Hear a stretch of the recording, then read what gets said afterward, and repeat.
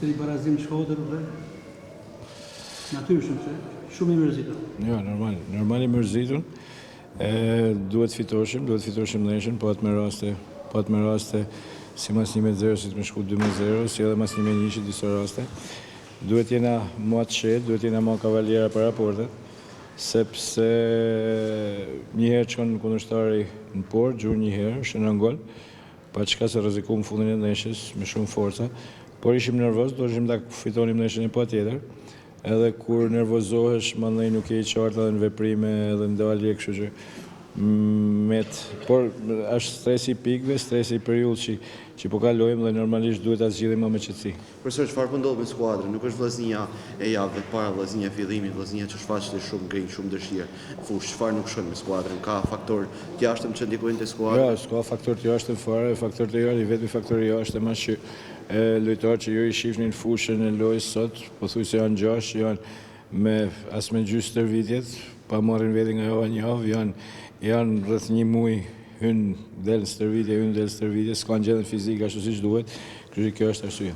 Profesor, për të parë disa kohësh keni thënë që ka skuadrën më të mirë. Vazhdoni të keni të njëjtin mendim? Patjetër që vazhdojmë pas njëjtin mendim.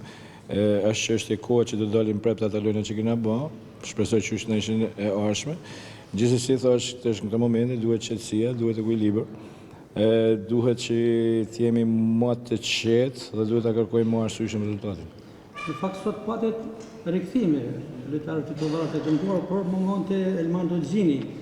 Sa ndikoi mungesa? Po edhe Gjini normalisht është pjesë e rëndësishme e skuadrës, po janë lojtarë tjerë edhe Çilegović edhe Pusi që hynën o mundunin lanin më të mirën e vet, pa çka se thash një herë na erdhën poshtë shënunën, duhet ishim më të kujdesshëm edhe në ato momente, por thash janë 2 pikë të humuna, 2 pikë që dhamin. Dhe 2 ndeshje nga fundi, por në sfond është klasike futbollit shqiptar, Tirana-Vllaznia, një Tiranë që po rritet, duke pas parasysh edhe lojën e barazimin me PU-n në transfer. Normalisht Tirana i ka lojtar, Tirana ka ekipin. Po është neshë ndje, luajtë mjaft mirë. Një neshë shumë e vështirë, edhe për vetë pozita e Tiranës, po edhe neshë që jemi një gjendje të mirë për momentin. Do të jetë lojë e fortë, lojë që do të shkojmë të kërkojmë me ngul pikët e atij. Profesori tha që ka ngërsh fizik, po a ka dhe ngërsh psikologjik? Patjetër, psikologjik, patjetër, sepse kursi i qartë dhe pikë duken, ngërshi psikologjik është aty. Megjithatë ne kemi lojtarë, eksperiencë kemi, duhet ta zgjidhim, duhet jena më të qetë. Kështu që na del për detyrë me korrigjuar të gabimin që bëhem sot.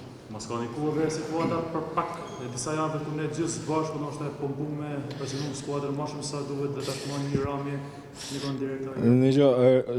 Tani janë faktorë që vinë bashkë, megjithatë unë duhet të them që ne s'kemi lojtarë me 20 vjeç, 22 vjeç, kemi lojtarë të pjekur. Nuk mendoj që një ndeshje mundet me ndrru situatin, por unë thash ato vazhdoj të them edhe s'duhet justifikohem sepse se kam për natyrë më justifiku, po duhet të rrisim gjendjen fizike e lojtarëve që kanë shumë kohë jo me ne në ekip, na kushton shumë, kështu që duhet mbledhim forcat, jena më racional dhe të losim për pikë për momentin. A është shqetësuese rritja e diferencës me Elbasanin apo është akoma shpejt? Ja, është shumë shpejt. Janë semi as në gjysmë kampionatit akoma, kështu si mundesh me i fitu, mundesh edhe me i lanë, por gjithsesi thash e rëndësishme është të vim aty ku ishim, sepse pikët janë ato që do të vinë, do të rrisim performancën dhe pikët janë aty. Pas Tiranës në transfer të mbyllën në vitin 2025 me flamurtari Milor Roborici, me 6 pikë të mundshme në këto 2 ndeshje, mendoni se ne duhet mendojmë për Tiranën, nga duhet jena shumë qetë, duhet losim kthjellët në kokë, të jemi qetë sepse nervozizmi këta momente kushton.